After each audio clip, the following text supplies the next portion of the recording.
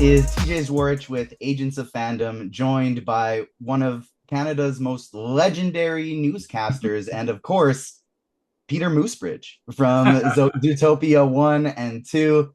Peter, thank you so much for chatting with me today. It's an honor. Hey, TJ, it's good to talk to you. And I love the background. I love all of the things you've got on the shelves. I don't see Peter Moosebridge in there, but I I'm sure don't you're have a working Peter on it. Moosebridge yet, but I'll have to figure that out after the show here and make sure I got one kind of front and center. But I grew up in Saskatchewan, Canada, watching CBC, watching TSN, and seeing the anchors and thinking that's what I want to do when I grow up. I remember in grade 8, I did a project in career ed on a bunch of different CBC and TSN anchors, yourself included, and saying this is what I want to do. I want to share the news. I want to read the news. I want to be on camera talking to people. When did you kind of figure out that's what you wanted to do as well? Was that something you aspired to do from a young age, or did you just happen upon it as you got older? Oh, it was total fluke. I never thought about it as a kid. I was in my first job in Saskatchewan, as a matter of fact, working for a small airline. First of all, in Prince Albert, Saskatchewan, and then they moved me to Churchill. And when I was in Churchill, somebody heard me announcing a flight and offered me a job at the local radio station, which just happened to be a CBC radio station. And one thing led to another, and I ended up in television. But it all started in the same place you started, in Saskatchewan. Go Rough Riders, Grey Cup champs this year.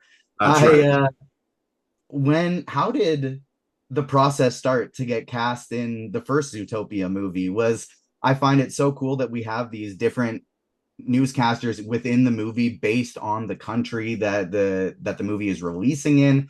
When did you get that call? Was there an audition process, or were they just like, we want you?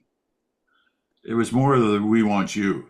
I was actually going through security at Pearson Airport in Toronto on my way somewhere. I think I was on my way to Vancouver for some kind of news story, and some guy yells at me from the back of the line in security saying, "Hey, Peter Mansbridge, I need to talk to you." And it turned out it was a guy who was the vice president of Disney Canada, and he had this idea, and he said, "I've already floated it with Hollywood, with the Los Angeles people, and they're all game. So it's up to you." So it took a bit of back and forth with the CBC because of all their various rules about what you're allowed to do. And the next thing I knew, I was doing my part in Zootopia 1, and then they came along for Zootopia 2, wanting to keep it going. So that's great. Were there any Moose is obviously a very Canadian and, actually quite local to where I am in Saskatchewan animal here. Were there any other Canadian animal names workshopped for a character, or was it Peter Moosebridge on day one? I think it was Peter Moosebridge from day one, and because it kind of plays off the Mansbridge, Moosebridge, it's kind of it works well. But if there was anything else, I never heard it. So right from the get go, it was Moosebridge for me.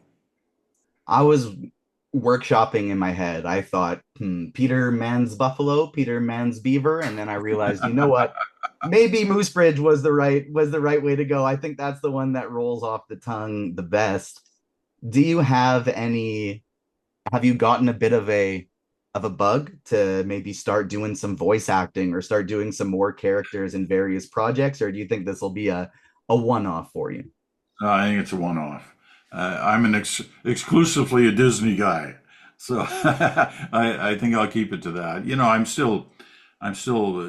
It's been 7 or 8 years since I retired from the CBC, but I still do a daily podcast. I give speeches, I write books, so I'm kind of busy already.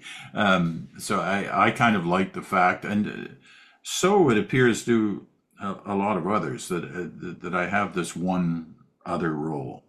I still get stopped occasionally on the street, in airports, at shopping malls, by people who come up to me not to talk about, hey, that interview you did with Obama, or when you were at the Berlin Wall, or any of these things. It's, you were great in Zootopia, which is funny because, as you know, I mean, my role is very small, but it's one of 170 speaking parts. It's the only Canadian in the sense of somebody who resides in Canada taking part in the film that's aired in certain parts of the world, obviously including Canada.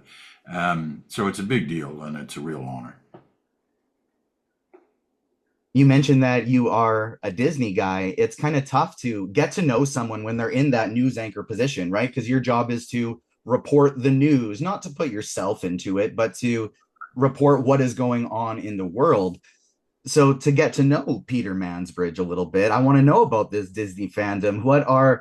Did you have any like movies or some of the TV shows from either growing up or as an adulthood sharing with your kids that really stuck with you and are some of your favorites? I watched Disney Sunday nights at 6 o'clock growing up as a kid. That was a big deal for me and for my family. We watched that every week on CBC. It was one of the attractions I had initially to the CBC, was because of Disney and the important role it told in telling stories through television and comic books, you name it. So Disney was always a part of my life from the beginning, and it is for so many people now, and it goes. The secret of this particular franchise with Zootopia is it's much more than just an animated kids show. It's a real story about our world today, how communities work and should work. And that's why I'm, proud and happy to associate my name with it, even for such a small role. It's still, it's a big deal for me. I have friends, one who's a teacher in a grade school class who runs Zootopia every year in his class because it helps him explain the whole issue, whether it's diversity, whether it's getting along, whether it's the fact that everybody can be different and still form a community that means something. So being a part of that, even in a small scale, is a big deal for me. I resonate with that as well. I remember back when I was teaching, I used to watch Frozen 2 in the classroom to help teach about colonialism because it kind of explains reconciliation perfectly in that Sure. movie as well. And so, thank you so much for joining me today, Peter. Like I said, it is an honor. Zootopia will, of course, be in theaters November 26th. Zootopia 2, that is, in theaters November 26th. For those like me and for younger who want to become a journalist, a newscaster, an on-air person one day, do you have one small piece of advice to help with those who are trying to become as legendary as you are in this field? If you want to do it, you can do it. Just focus, apply yourself to it, ask questions, listen to the answers, tell people what you learn. That's the root of journalism. Anybody can do it if they apply themselves to doing it. So good luck. Thank you so much for your time. This will be up on agentsfandom.com and on our YouTube page. Have a great rest of the day. Thanks, TJ. Take care.